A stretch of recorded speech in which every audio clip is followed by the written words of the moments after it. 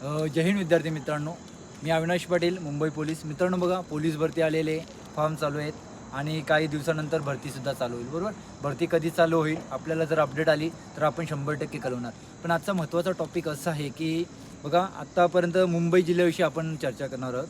बघा मित्रांनो, मुंबई जिल्ह्याचा पॅटर्न, तर भरपूर विद्यार्थी फोन करत आहेत का मुंबई जिल्ह्याचा पॅटर्न काय येणार सर. बरोबर, तर बघा मित्रांनो, व्हिडिओमध्ये काही आपण असं खोटं वगैरे सांगत नाही, जे सत्य आहे तेच सांगतो. मुंबई जिल्ह्याचं पॅटर्न तुम्हाला कोणीही सांगू शकत नाही आहे, कारण की मुंबई जिल्ह्यामध्ये पॅटर्न कशाप्रकारे विचारतील हे तुम्हाला थोडंसं अंदाज पण लावणं कठीण आहे.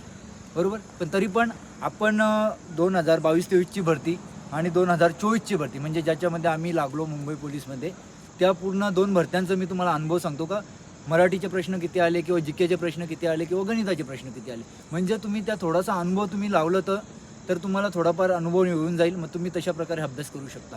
ओके, 2022-23ची भरती म्हणजे जी 18,000ची भरती निघाली होती, त्याच्यामध्ये बघा तुम्हाला सांगतो मी, मराठी 12 मार्क्सला विचारले होते, त्याच्यानंतर गणित 22 मार्क्सला विचारलं होतं आणि जी के हा 53 मार्क्सला विचारलं होतं आणि बुद्धिमत्ता 13 मार्क्सला विचारलं होतं. बरोबर, म्हणजे तुम्ही अंदाज लावलं तर टोटल जी के हा तुमचा पूर्ण ऑल म्हणजे चालू घडामोडीसोबत 53 मार्क्सचा विचारला होता. तर तुम्ही एक अंदाज लावू शकता अशा प्रकारे जी केला जास्तीत जास्त भर देणं गरजेचं आहे. त्याच्यामध्ये तुम्हाला 22 मार्क गणितचे सुद्धा विचारले होते. त्या गणितामध्ये तुम्हाला भूमितीचे सुद्धा प्रश्न आले होते, भूमितीमध्ये डीपली प्रश्न विचारले होते.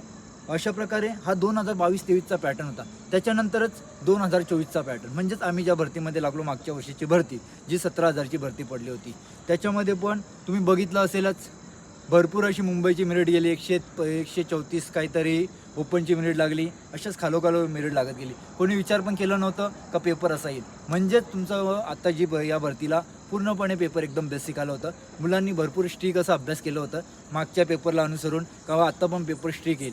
पण तेथील आयोगाने आपल्याला पूर्णपणे पेपर बेसिक दिला, जेणेकरून भरपूर मुलांचे स्वप्न त्या भरतीला साकार झाले. त्याच्यामध्ये मराठी 20 मार्क्सला विचारलं होतं, त्याच्यानंतर गणित 17 मार्क्सला विचारलं होतं आणि इथे सुद्धा जी के 53 मार्क्सला विचारलं होतं. त्याच्यानंतर बुद्धिमत्ता 20 मार्क्सला विचारलं होतं. म्हणजे 2022-23ची भरती आणि 2024ची भरती, या भरतीमध्ये एकच तथ्य समोर आलं की जी के जास्तीत जास्त भर दिलेली आहे त्यांनी.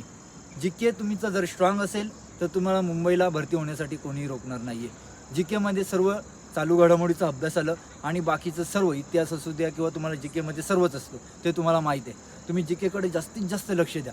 त्याच्यानंतर तुम्ही असं गाफील राहू नका का मागच्या वर्षी सोपा पेपर आला होता, यावर्षीसुद्धा सोपा पेपर येईल. मुंबईचं काहीही सांगू शकत नाही. मी सुद्धा तुम्हाला अंदाज देत नाही आहे का पेपर तुमचा असंच येईल.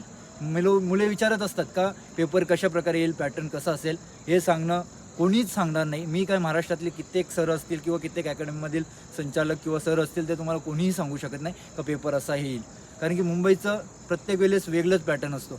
पण जी के तुम्ही कधीही बघू शकता, जी के तुम्हाला जास्तीत जास्त विचारलेला आहे. त्याच्यासोबतच मराठी आणि गणित बुद्धिमत्ता याच्यावर सुद्धा जास्तीत जास्त भर द्या. भूमितीकडे सुद्धा जास्तीत जास्त लक्ष द्या. जर तुम्ही या पॅटर्नचा थोडाफार अंदाज लावला तर तुम्हाला अभ्यास करणं सोपं जाईल. अशा प्रकारे जास्तीत जास्त लक्ष द्या, प्रामाणिकपणे अभ्यास करा, कारण की ही वेळ परत पुन्हा येणार नाही आहे. लागोपाठ 2 भरती झालेल्या आहेत, आता ही 3री भरती आलेली आहे. जर तुम्ही प्रामाणिकपणे अभ्यास केलं, ग्राउंड केलं, या भरतीमध्ये तुम्हाला सिलेक्ट होण्यासाठी कोणीही रोखणार नाही.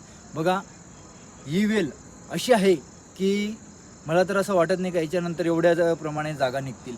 तुम्ही वारंवार प्रामाणिकपणे अभ्यास केलं, ग्राउंड स्टडी, त्याच्यानंतर तुमचा डाईट असेल तो डाईट व्यवस्थितपणे फॉलो केलं, बाकीच्या कोणत्या गोष्टीकडे लक्ष देऊ नका. याच्या अगोदर तुम्ही जे काय केलं ते सोडून द्या. पण मी आत्तापासून काय करेन, ज्या माझ्या चुका झाल्यात त्या सोडून द्या. पण आता या क्षणापासून मी चांगल्या प्रकारे अभ्यास करेन.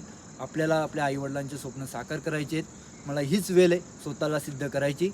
तू जेव्हा सिलेक्ट होशील तू पण स्वतःहून म्हणशील हां मी हे करून दाखवलं. कठीण होतं पण मी करून दाखवलं. तुम्हाला सर्वांना येणाऱ्या पोलीस भरतीसाठी सर्वांना बेस्ट ऑफ लक. मित्रांनो, ही व्हिडिओ तुमच्या मित्रांना शेअर करा. व्हिडिओला लाईक केलं नाही तरी चालेल, काही प्रॉब्लेम नाही, पण व्हिडिओ तुमच्या मित्रांना शेअर करा, जेणेकरून त्यांना या व्हिडिओतनं काहीतरी फायदा होईल.